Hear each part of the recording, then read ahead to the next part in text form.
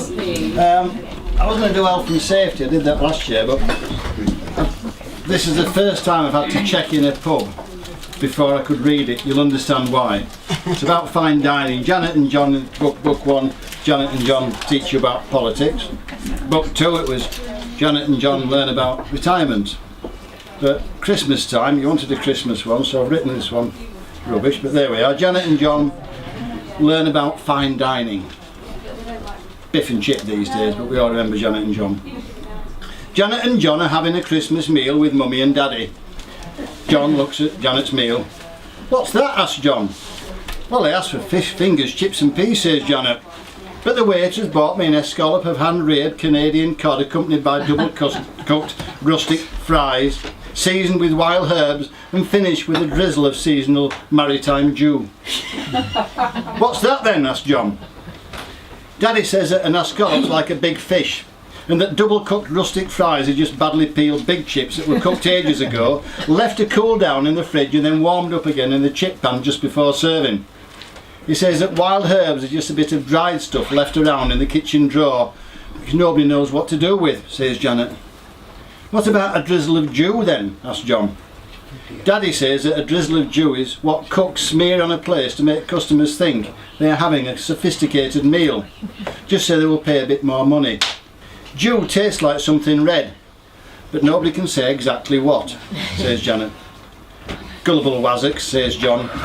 "Yes, gullible, pretentious wazzocks," says Janet. John's meal arrived.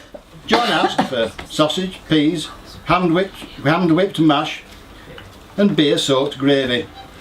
"Look at my meal," says John. Janet looks at John's meal. John's meal is falling onto the table. "Why is your meal falling onto the table?" asked Janet. "My meal is falling onto the table because I do not have a plate," says John. "No," says Janet, "you do not have a plate.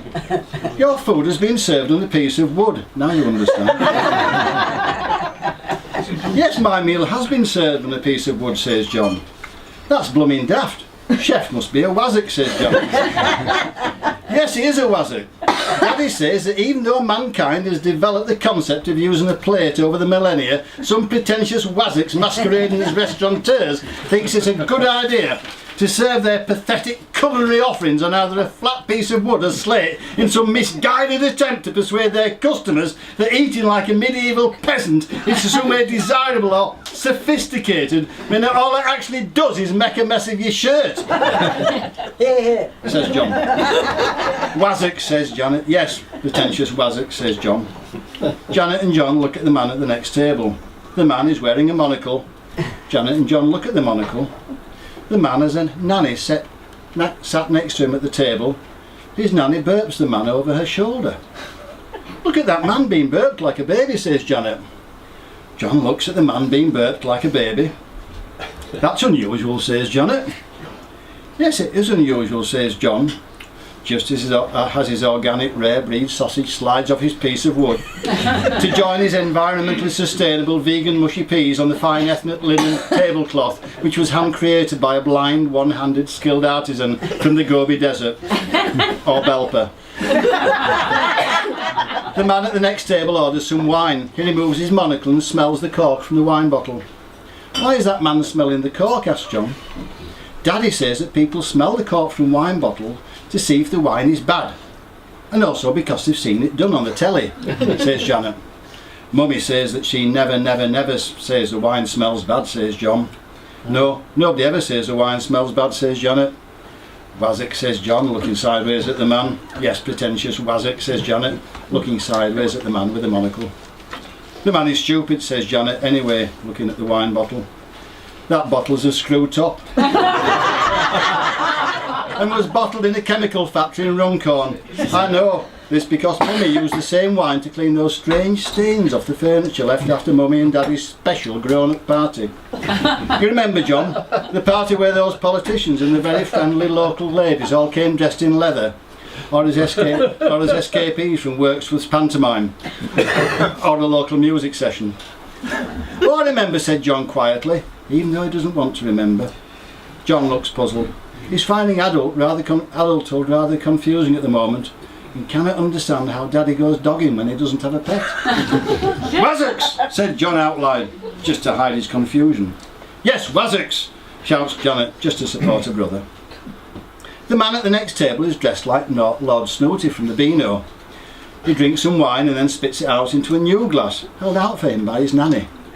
Does the man spit wine out because the wine does not taste nice? Asked John. No, says Janet, Daddy says that people spit wine out just to pretend they know what good wine tastes like. Does Mummy spit wine out when she opens a bottle? Asked John. No, says Janet. Mummy does not spit wine out at all. Mummy says that after the first bottle at breakfast, all wine tastes the same anyway. Mummy's not a wazzock, says John. No, Mummy's not a pretentious wazzock, says Janet, but Daddy says that Mummy is a stressed out alcoholic lush. And we should hide wine bottles for her whenever we can. I see, says John. Good plan. Yes, good plan, says Janet. John looks at the strange old-fashioned man at the next table, polishing his monocle on the old school tie. Is the burpy old-fashioned monocle man sniffing wine and then spitting it out again a pretentious wazzock then? Asked John. Yes, he is indeed a pretentious wazzock, but he's not just any pretentious wazzock. He's one of the biggest pretentious wazzocks the world has ever seen. He's called Mr. Jacob Rees-Mogg. and he lives in 1923, says Johnny.